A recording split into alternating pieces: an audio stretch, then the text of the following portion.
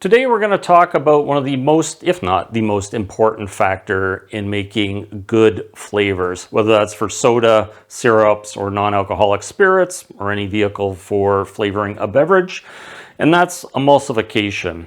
And it's doubly important if you're in a country that doesn't use alcohol or doesn't sell alcohol, or you just don't want to use alcohol, even in the small amounts, to make essences. This is the alternate. We can make basically flavors with 3 ingredients: your water, your oils, your flavor oils, and an emulsifier. And I'm going to show you, or at least get you started on that path today. So let me show you how it's done. I'm Darcy O'Neill, and this is Art of Drink. And the first thing I need to show you is the importance of emulsification. And I'm going to do that by making a cocktail called the Ramus Gin Fizz. It's actually an old soda fountain drink, if you take out the gin, called an egg cream. For a lot of my bartender friends, they know what I'm getting into at this point, but you don't even need to know what this drink is. Just watch and you'll understand, you'll get the point. So the first thing I'm going to do is add some gin, and then I'm going to add some simple syrup. And again, I'm just roughing it out here. It doesn't need to be super accurate to get this point across. I'm going to add a little lime juice, a little lemon juice, couple or 1 drop of orange blossom water, 3 drops of vanilla, or 4, an egg white, there we go, and a little cream. Now, if I serve this to you, you'll probably be disgusted. This drink looks terrible. It's all discombobulated. You got your simple syrup sitting at the bottom. You got curdled cream floating. You got a glob of egg white in there, and your gin's floating around with some sour mixed in. The problem, and all the bartenders know, is that you need to shake the hell out of this. So take your cocktail shaker, put in some ice, and shake it for a good minute. And what happens is you get a really delicious tasting drink. That's emulsification. So taking all of these compounds that don't actually mix very well together in this state, and then actually shaking them, so you're adding energy into it, and you're creating a temporary emulsion, is the point of this video. And it's very important that you shake this drink, otherwise it just comes out terrible. But when you do, it comes out, if you put the effort into it, you shake it for a good minute, longer the better, you're going to get a sublime drink that's really delicious. When you think of emulsions, think of this, so that you get it in your head that emulsions require some effort to make the particle sizes small enough so that all the flavors are uniform.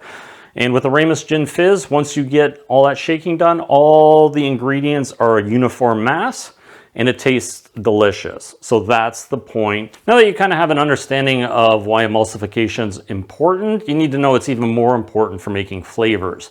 So I'm going to talk about the 3 components that make up a good emulsion. And the first one is water, and that's often called the continuous phase. It's the bulk of whatever material you're going to be making. So if you think about soda, it's mostly water. The next one is your oil. And that would be like essential oils or other flavoring compounds like terpenes that you want to put in there. They're at the dispersed phase. And then we're going to talk about surfactants. Now, surfactants, don't let the name scare you. They're basically soap. Sometimes they're called emulsifiers, but it's basically soap. It's just a way of binding oil with water. So as you wash your hands, you clean the oil and the gunk off of it. That's what soap does. It makes it soluble. So that's what basically surfactants or emulsifiers do, is they make oils soluble in water. Though the internet will tell you there are lots of chemicals in your soda, that's not actually true. There are very few emulsifiers approved for beverages. There's a couple reasons for that. First is taste. Soap tastes terrible. We've all had a little bit of soap in our mouth, and it's just not a good flavor. So if you ever go to a wine tasting or spirit tasting and you find a product something you're tasting is really off, sometimes that's because the glass isn't clean, it's got some soap in it. And same with brushing your teeth and then drinking orange juice or anything. Because toothpaste has surfactants in it, it affects how you taste things. There are not a lot of surfactants that actually taste good. So the ones you see here are the bulk of them. There, I've got a few more coming. Most of them are the polysorbates. So this is, sometimes it's called Tween or polysorbate 20. Tween is the commercial brand name, and polysorbate is the actual kind of chemical name or generic name. So you'll see polysorbates and, polysorbate 80 or Tween 80, they're the same things. It's just the difference in names. You find polysorbate 80, polysorbate 20, and polysorbate 60 tend to be the most common ones used in beverages. You'll see polysorbate 65 shows up too. In North America, you can't use polysorbate 20. It's not approved, though you can in Europe. These two, polysorbate 60 and polysorbate 80, are approved for beverage use in North America. You'll also find stuff called sucrose esters. They're approved. They're less common than the polysorbates, but you'll also find acacia gum, or gum arabic as it used to be called, and it's a pretty common one. There are issues with gum arabic. One, it thickens things. Two, it's not necessarily the best for getting oil into water. It will work if that's all you have, but there are better solutions like the polysorbates. There are ways to not use these using caramel coloring. I believe that's what most soda companies use nowadays. It's actually from a patent. So this is a Pepsi patent that goes back to the 1960s. I think it was approved in 1972. It uses caramel coloring as their emulsifier. Now there are a few little tricks to do with that, but we can actually replicate that, and I will in a future video show you how to do that one, because that one's a whole video on its own. But you can use caramel colorings if you don't have access to some of these polysorbates. Problem with these is most of the companies order them in large quantities, so 5-gallon pails, 19-liter pails. So you do have a harder time finding some of these, though sometimes online you can find smaller quantities, usually in the cosmetic industry, because a lot of people at home like to make hand creams. You can use the quote-unquote cosmetic grade, which is actually not a thing. There's no such thing as cosmetic grade, so it's just a made-up term. But go check out my thing on how to use essential oils safely, and that kind of applies to some of these ingredients as well. But you'll find polysorbate is kind of a wax, and watch out online if you're ordering polysorbate 60. Sometimes they call it pole wax, and it's actually got wax in it with a little bit of polysorbate 60 to emulsify it. If you're ordering stuff called polysorbate 60, make sure it's pure polysorbate 60. And if you melt it down, it should look like that. And it's just kind of a yellow, waxy substance, kind of soft, but I will show you how to use these in different videos, because they taught, it's all on their own. And then polysorbate 80 is probably the easiest one to get. Now, and there are other ones that I'll talk about in different videos. And for the person at the back with their hand up, who really wants to say the word lecithin, that one is not a good one for oil in water. What it is actually good for is water and oil. So water and an oil emulsion, something like mayonnaise or salad dressing or hollandaise sauce, where the vast majority or the bulk of the material is an oil, and you're putting vinegar, which has a small amount of water, into the oil, and you're blending it and making water and oil emulsion. We're doing oil in water emulsions, so we're often doing a small amount of oil in a larger amount of water, and those require different emulsifiers. So let me show you how an emulsifier works and the emulsification process. And before we head over to the board, I just need to say a big thank you to all the people who over on Patreon who support this channel. This isn't popular content on YouTube. Obviously, it's more about learning and science. And the supporters on Patreon do kind of cover the costs of a lot of this stuff.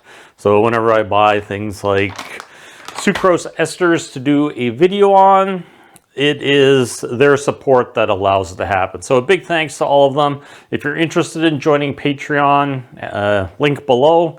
And I will be doing some exclusive videos over on Patreon using some of these ingredients for emulsifiers.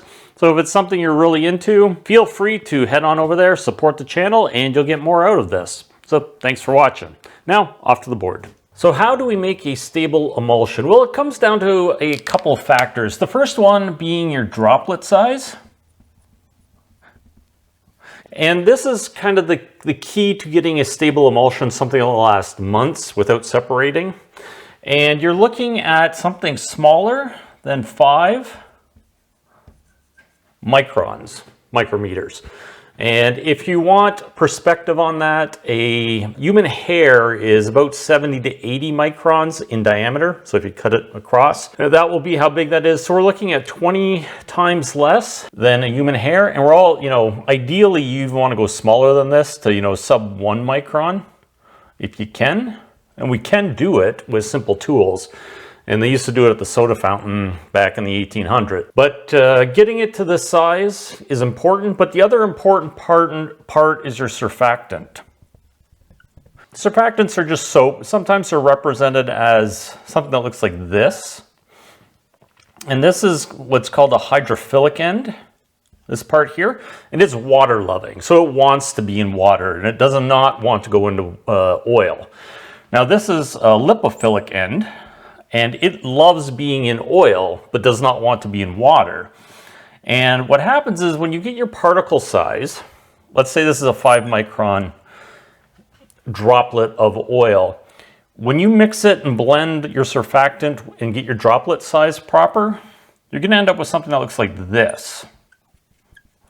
So the surfactants orient themselves with the lipophilic end sticking into the oil, and the hydrophilic end sticking out into the water. And then if you have another droplet, so what happens is that the droplets can no longer come together because these hydrophilic ends stay in the water, and it doesn't allow the 2 particles to come back together, or the 2 oil droplets to come back together. And that's very important. So that's the stability part of the equation. So getting your surfactant into a good droplet size is really what creates a stable emulsion. So how do we do that? Now, if you've watched the video on how to make a soda essence or a soda flavor, I use magnesium carbonate, and I've used it in a few other videos as well. And magnesium carbonate is, basically inert. They're almost cube shape, usually less than 10 microns. Climber's chalk is about 10 microns in size. They're actually rhombohedral, so they've kind of got a little bit of an angle on them, kind of like a slanted cube. But this shape and this size allows you to mix it with the oil, and because these are 10 microns, and then you coat them with oil, you usually do that in a mortar and a pestle, and it's called triturating. And what happens is all of these particles get coated with oil, and then when you shake it, some of this oil comes off and forms, let's say the surface, so this is 10 microns, you get a 10 micron sheet of oil that comes off. By the time it forms a little sphere, it's probably less than 5 microns. And that's what we want. So the good way to think about it is if you're driving your car and you're following another car in the rain, and you have large raindrops hitting your car, as you get closer to the car in front of you, that car, as it's speeding through the rain, creates kind of a mist.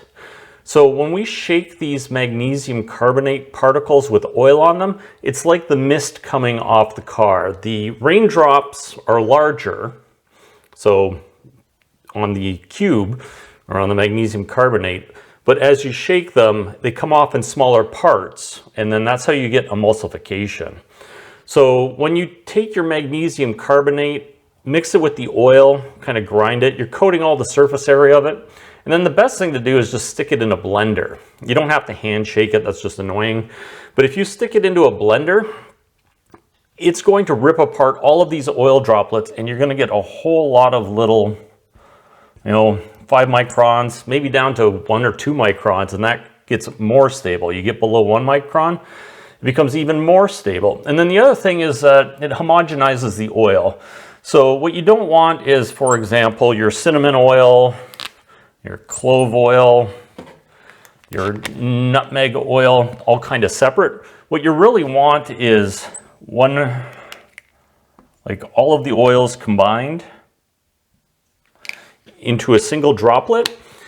And the smaller it is, the more aromatic it is. So the more you can actually smell it. So a good example of that is the cinnamon challenge that used to be all the rage. And you know, this idea that if you stick a cinnamon stick in your mouth, it doesn't really, it tastes like cinnamon. However, if you grind that cinnamon up into a really fine powder and take all of it, it's super intense. So that's the same idea with emulsion. You're trying to get something from a cinnamon stick to powdered cinnamon, and the flavor is just far more intense. That's why things like Coca-Cola and Pepsi taste better, because they really do a great job on emulsions. So let me show you how to get your emulsion to this size. So let me show you a practical, low-cost emulsification step. And as I mentioned, magnesium carbonate is your key ingredient, and it's just climber's chalk. This stuff is really finely, very fine particles, and that's what we need. And what you do is you take, again, you don't have to be accurate with this. We're going to filter it out afterwards, but you do want it to be a fairly loose paste. It's just easier to handle, though you can make it actually a thick paste. But again, the idea is that you just want to coat all of your essential oil. So you take your essential oil. Now, in a normal formula, I would measure this out, but we're just going to coat everything with the essential oil. Use your mortar and pestle here. Now that's working out pretty good. So what you should end up with is a thick paste with no dry spots. So if you're to hold it up, you can see that's pretty thick. That's what we're looking for. Now, if you find that you can't get all of this off, or you need to get it off the sides, a brush actually works better than a spatula. You can just brush everything back down, and we will be rinsing with water in a sec in one of the steps. So you will collect everything, even if it gets a little messy inside of here. Now, if you have one of these, you can actually do it all in this too. This has a round bottom, and it'll actually fit the pestle just fine. Now that we have kind of a smooth paste, we can add our surfactant or emulsifier. And again, normally you would have a recipe, but I'm just adding, it's usually 1 to 2 times the volume of your essential oil. That's kind of a rough estimate. Certain emulsifiers require more, some require less, but you're just basically going to make a slurry now, and it's going to be quite thin. So it'll drop, and that's fine. That's what we're looking for. And again, keep wiping down your sides. You can get everything in there into a uniform mass. Now that's done. You can basically start washing off your tools, and if you want to collect everything, it's a good idea just to kind of rinse your brush in the water. I'll collect all your oils. You can rinse this in here as well. Because it has emulsifier, it's kind of like soap, so it's self-washing at this point. And just pour that in, rinse, and use your brush to mix it all in. Now that we've captured most of that, you're just going to bring it up to whatever volume you need to, usually a pint. And then you're going to put your lid on. And it should be noted that these blender blades are very thick. They're not even sharp, so they're not actually going to really emulsify. They're too thick to actually cut through a droplet. They'll just kind of push it. It's like floating in front of the bow of a ship in a dinghy. The ship just pushes you out of the way. It doesn't split you in half. So that's the problem with blenders, is they're not really designed to emulsify. They're just designed to mix. So then once this is on, gotta lock it in place. And you will want to mix this for at least a minute. 5's better, but 2's probably good. And if you find anything sitting on the bottom, just give it a shake, and it will eventually all get into solution, but that's the whole goal, is to get everything into solution. And there you have your emulsion. And then at this point, you would filter it with a Buchner filter or a vacuum funnel, as you've seen me probably use in previous videos. You'd put a filter paper on it and filter it. And again, you want to use a low micron filter, so something around 5 microns to filter out. And you'd have to pass it through a couple times to get it clear.